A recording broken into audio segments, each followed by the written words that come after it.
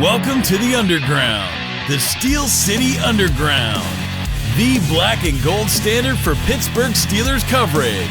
Now, here's your host, Terry Fletcher.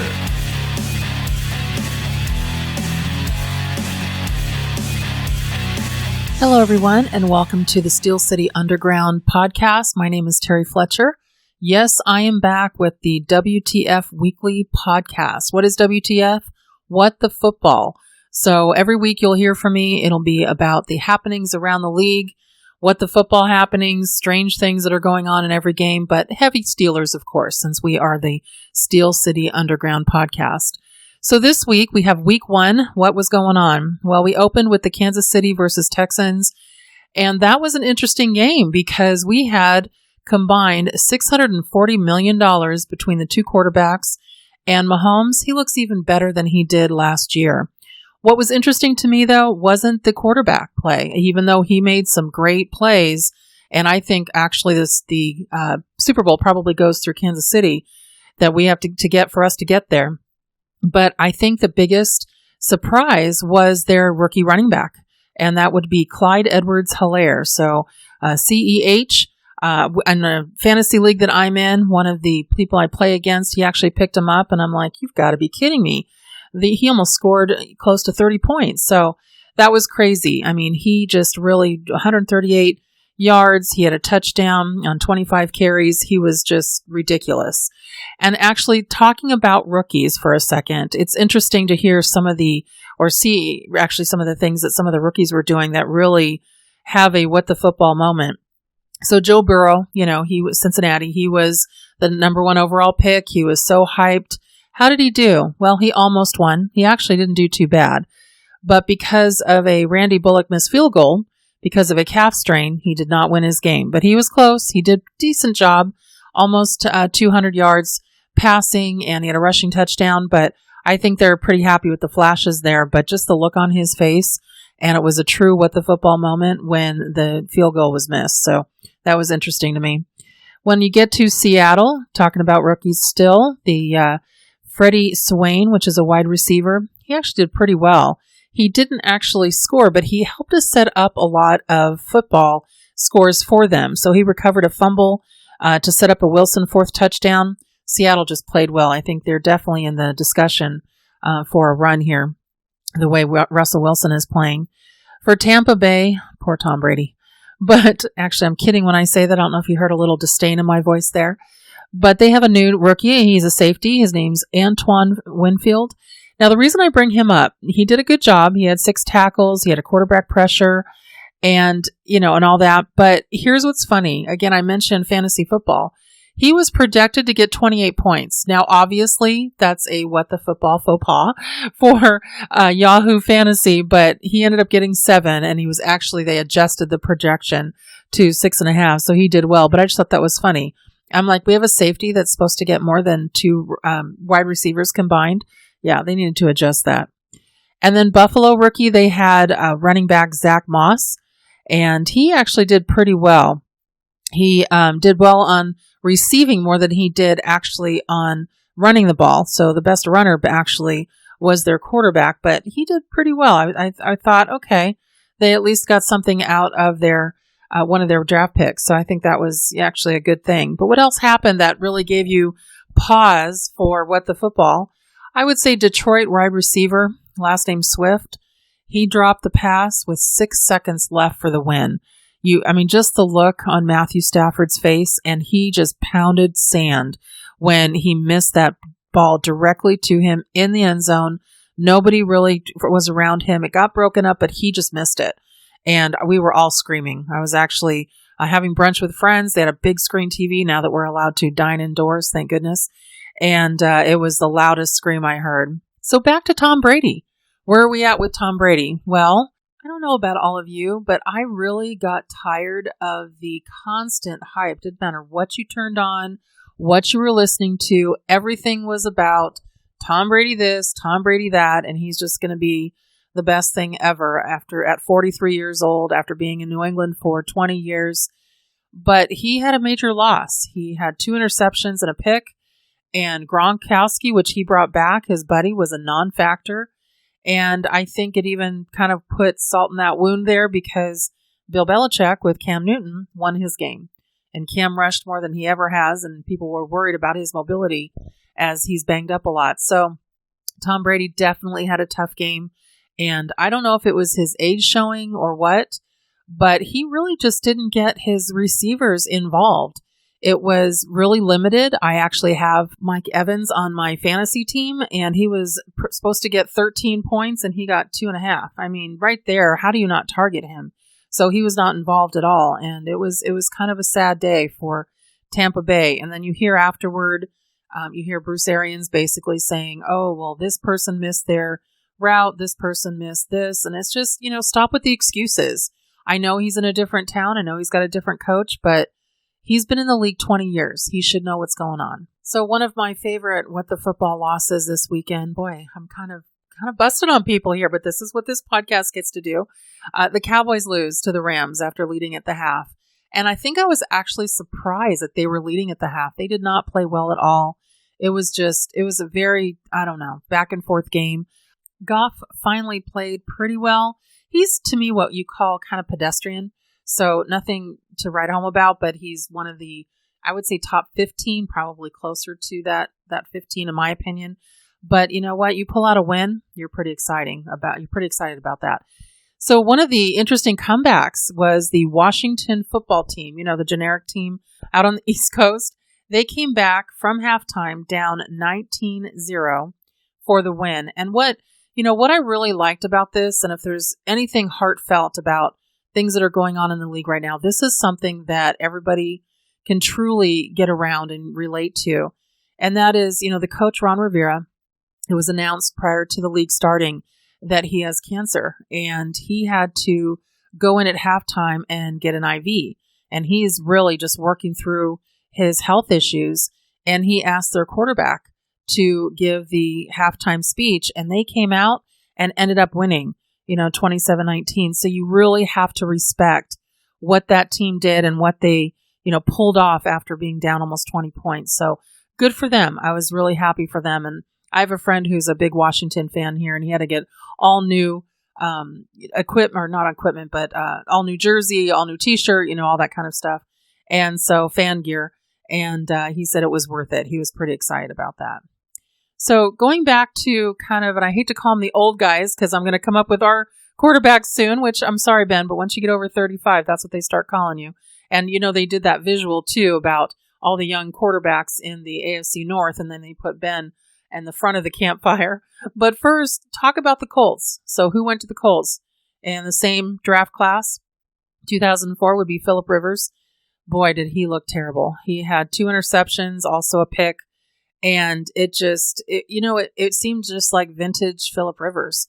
It wasn't What the Football. It was, why did you sign him? So it was just a crazy kind of game for him. And it'll be interesting to see what Frank Reich does moving forward, because I'm thinking that they may go back to one of their backup quarterbacks there because he's just not getting the job done. And that's why he was let go. I always try to not to call it San Diego, so the Chargers, who are now in LA, but that's why they said, you know what, we need to move on.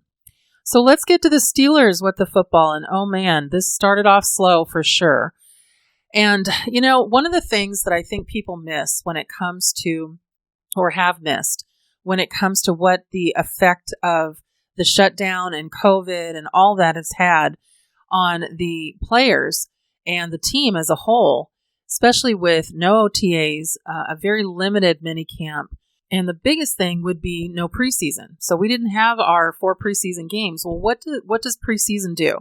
So we know Ben only plays a couple of snaps in usually the 3rd game. The starters usually sit out the first 2. Maybe you'll see, a couple of the veterans in the offensive line, maybe 1 or 2 in the defense. But it's really to take a look at guys. But the the group of players that always play almost every snap in the preseason would be special teams.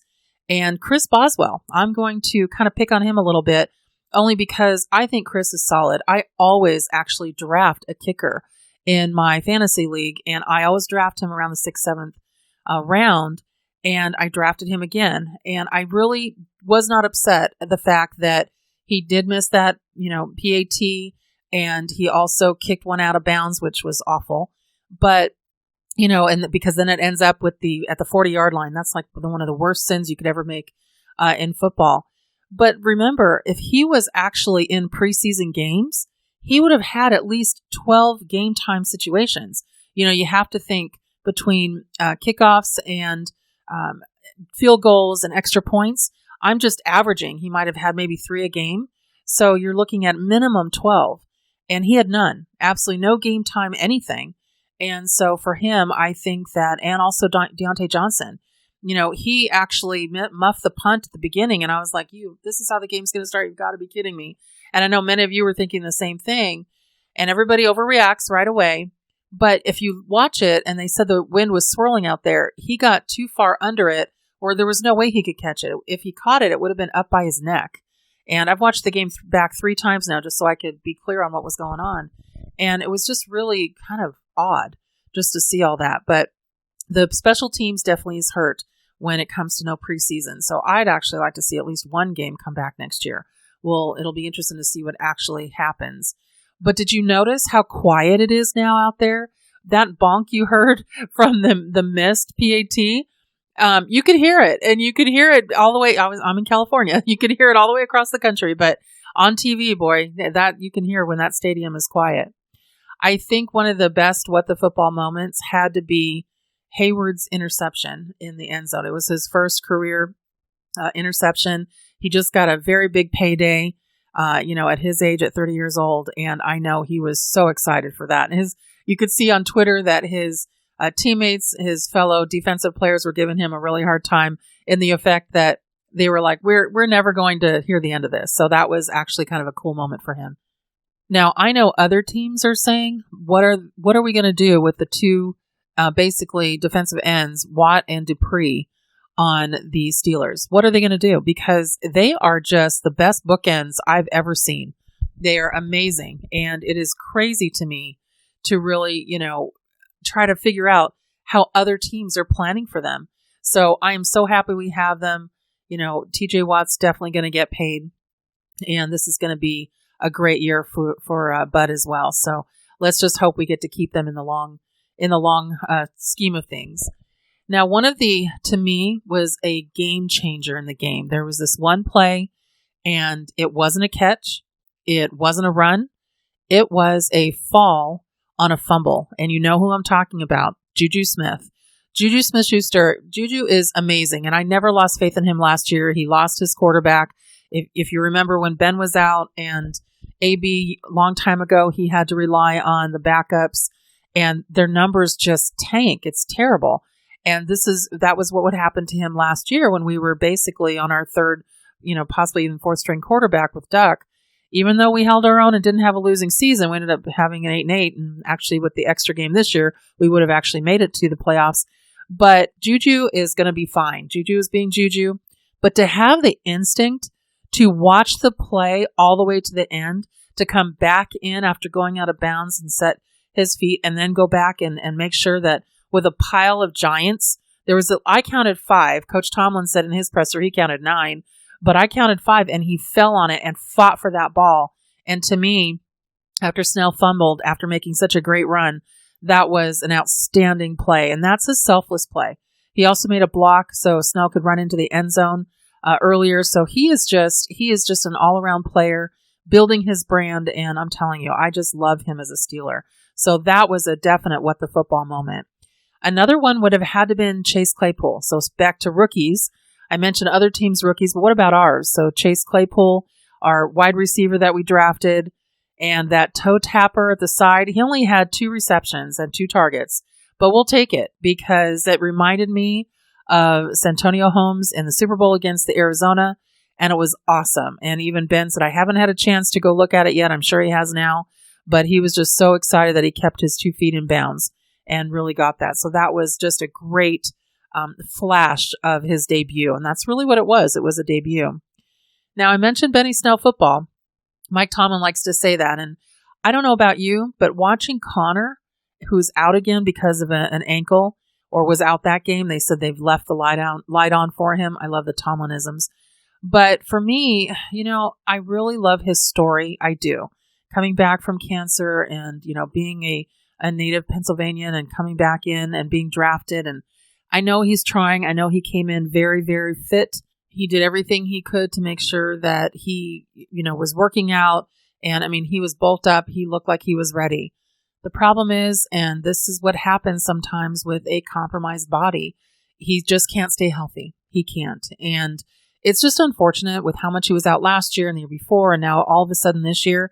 I really think it's Benny Snell football. Because one thing I noticed, and I'm hoping you did, and this is my what the football moment, Benny Snell, the points after the catch or the points after the run, he just keeps going. He reminds me very much of Jerome Bettis, and we need that ground and pound guy. Connor looks like he would be, but Benny Snell is that guy. So for me, I just want to see him as a starter. I try to pick him up on the waiver wires because, of course, I have Connor.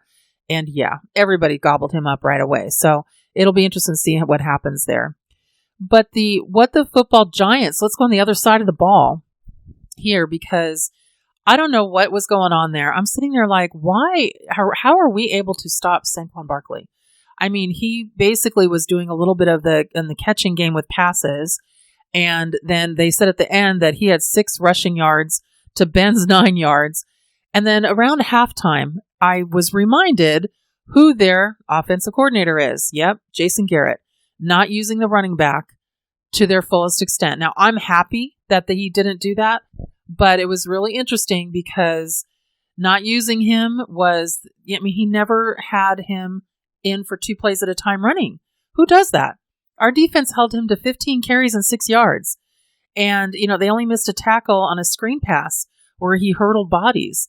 But I just really don't get their game plan there. So that's a mess. And, remember what he used to do when he had Zeke in the Cowboys in Dallas. And he's doing the same thing now with Saquon Barkley, which is sad. Arguably one of the best running backs in the league. So just looking at it from a love for football, not just a love for my Steelers, that was a what the football moment for me for sure. A couple of other things that I think are 2 really good things that are, thank you football gods, would be the refs are under the hood again for COVID because of lack of contact with things. They're not on the tablets or iPads or whatever they're using, the Surface tablets.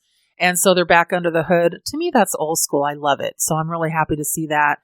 And the best part of week 1 is there's no more offensive or defensive pass interference challenges. We weren't winning them anyway. Every time Tom would throw out the flag, which was justified, we'd never get them. So now it makes the game so much better thinking, okay, you know what? We don't think you were right. We can scream at the TV, whatever, but it doesn't get reviewed and we don't have to wait on that. So, and I think it's going to be a little bit more accurate now because they're not always waiting to say, let's just let New York figure it out. So hopefully that'll definitely be a plus moving forward. I think it is. And then let me just go on to week 2. So week 2, we go to or Denver comes to us, which we're excited for our home opener. They have no Von Miller, who's out. They have no cornerback. Boye, he's out this week. So how are they going to stop Juju, Claypool, James Washington? We've got various others. I hope they get Ebron more involved. I hope they get McDonald more involved. But Ben's got a lot of targets with very little backfield problems. So this is going to be a good game. The only thing that I would also say when it comes to week 2, and these are just we really hope that the LA teams, the 49ers had a problem this last week, and I hope the Chargers, they're at home, and we have fires here in California. The air quality is unhealthful, so make sure that you're taking every precaution to protect yourselves because it's brutal here. It is just brutal, and they're finally starting to get them under containment, but it has been very hot and very tough. So that's what we're dealing over here on the West Coast. Hope everybody on the East Coast is doing well. I cannot wait for week 2 to start, and I'm so happy that football season's back. So everyone, thanks for listening. This is a weekly segment. Try to have it out for you each week on what the football and happenings around the league. So make it a great day, and this is Terry Fletcher signing off from Steel City Underground Podcast. We would like to thank you for listening and remind our listeners to follow us on social media and our website, www.steelcityunderground.com.